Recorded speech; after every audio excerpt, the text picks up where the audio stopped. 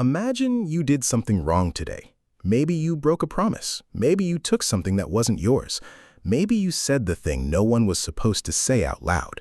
And somewhere inside you, before anyone even found out, a quiet alarm went off. Your stomach tightened, your pulse lifted, your eyes started moving toward the nearest exit. You felt it before you could name it. That feeling is not modern. That feeling is ancient. And the reason it lives inside you goes back to a time when breaking the rules didn't just make people angry. It got you killed. For most of human history, your survival depended entirely on the group around you. Not your skills, not your intelligence, not your strength. The group. Without them, you couldn't hunt large animals, defend against predators, or survive a single harsh winter. The group was the difference between life and death, and every member of that group knew it. That meant the group had power, real power, the kind of power that could end you with a word.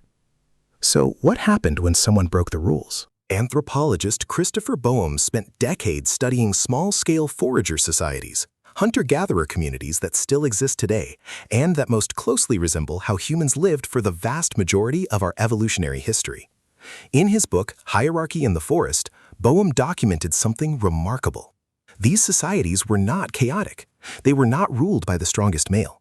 They were, in fact, deeply egalitarian, and they enforced that equality with extraordinary precision. Anyone who grabbed too much, anyone who lied too often, anyone who bullied or stole or refused to share, they were handled, methodically, in stages. It started with something you would recognize immediately: gossip. Before anyone confronted the offender directly, the group talked, quietly, between individuals, in small clusters. They compared notes. They confirmed what they had each noticed separately. They built a shared understanding that this person had crossed a line. Boehm called this the first stage of social control, and it is not trivial. Gossip in small groups is not idle chatter. It is the system running a diagnostic. It is the community computing whether a threat is real before deciding what to do about it. And if the gossip confirmed the threat, the next stage began: open criticism. The group would confront the rule breaker directly, not violently, not yet. They would mock them. They would point out the behavior in front of others. They would use ridicule, humor, and shaming in ways that were precise and targeted. Evolutionary psychologist Robin Dunbar has argued that language itself may have evolved partly as a tool for exactly this: for tracking and sharing social information, for managing reputations in groups too large for everyone to watch everyone else personally. The human voice, on this view, is not just a tool for cooperation. It is a tool for enforcement. If open criticism failed, the group moved to something more powerful: ostracism. The offender would be ignored, not punished in any visible, dramatic way, simply treated as if they were not there. Their words went unanswered. Their requests were met with silence. Their presence in camp was acknowledged by no one. To a modern person, this might sound mild. To an ancient human, it was devastating. Neuroscientist Naomi Eisenberger conducted a now-famous brain imaging study in 2003 in which participants were excluded from a simple virtual ball-tossing game. The social exclusion activated the same neural regions that process physical pain. The dorsal anterior cingulate cortex lit up in exactly the same way it would if someone had struck the participant with a fist. Your brain does not distinguish between a broken bone and a broken social bond. Both register as damage. Both demand a response.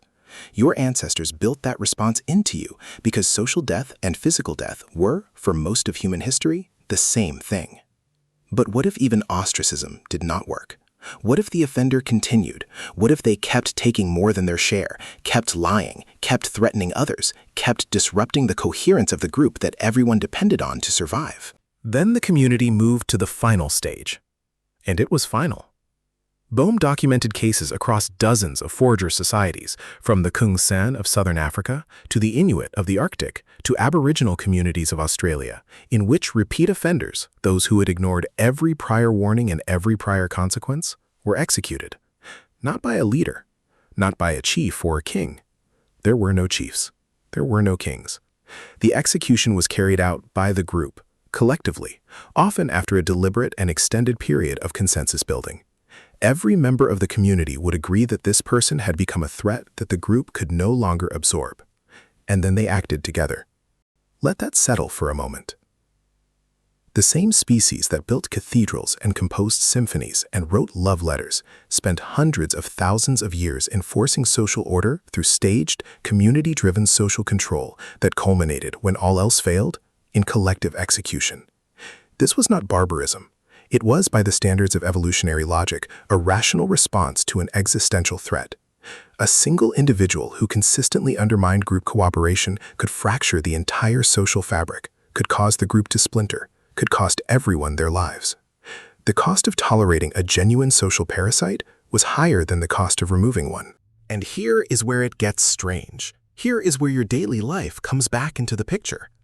Because those stages, gossip, public criticism, ostracism, escalating consequence, did not disappear when humans built cities and wrote laws and created courts and police forces. They went underground. They moved from the campfire to the office, from the village circle to the comment section, from the tribe to the corporation. The mechanisms are the same. The psychology driving them is identical. You feel it when coworkers start talking about a colleague in low voices and change the subject when that colleague walks in. You feel it when a community turns on someone online and the pile-on spreads from person to person with a speed that feels almost biological. Because it is biological. You are watching a 50,000-year-old enforcement system run on modern hardware.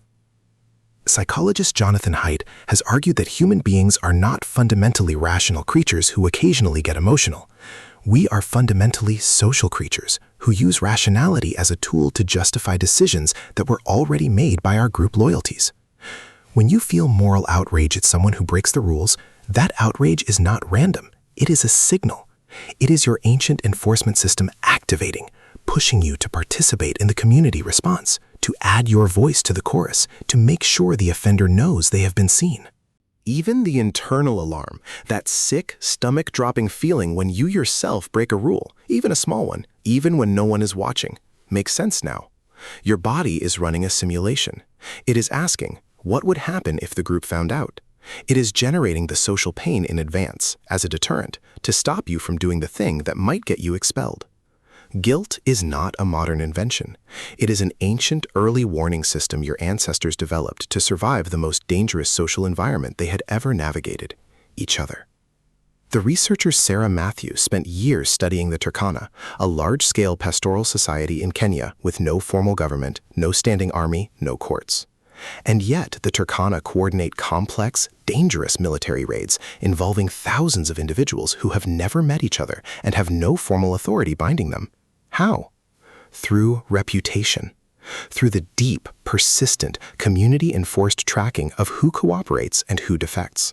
Through a system of social accountability so powerful it operates across distances and time without any institution to enforce it. Matthews' research suggests that large-scale human cooperation, the thing that makes civilization possible, did not begin with governments. It began with gossip. It began with people talking to each other about who could be trusted. So the next time someone cuts in line and you feel a flash of something that is almost anger, almost disgust, almost a pull to say something, recognize what that is. It is not pettiness. It is not oversensitivity. It is 50,000 years of social enforcement waking up inside you, scanning the environment, checking whether the group needs to respond.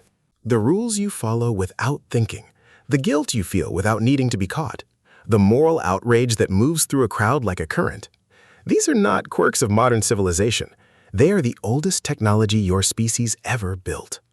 Long before the first law was written on stone or papyrus, long before the first judge sat behind the first bench, your ancestors had already engineered a system for handling the people who refused to fall in line. And that system is still running, right now, in every room you walk into, in every conversation where someone lowers their voice just slightly when a particular name comes up, in the cold shoulder that lands like a fist, in the sick feeling in your stomach when you know you did something the group would not approve of. Tonight, if you break a rule, even a small one, even one no one will ever find out about, notice what happens inside you. Notice the alarm. Notice the simulation your body runs of what discovery would feel like. That reaction did not come from your education or your upbringing or the laws of your country. It came from a campfire 100,000 years ago, where someone took more than their share, and the group leaned in and started talking.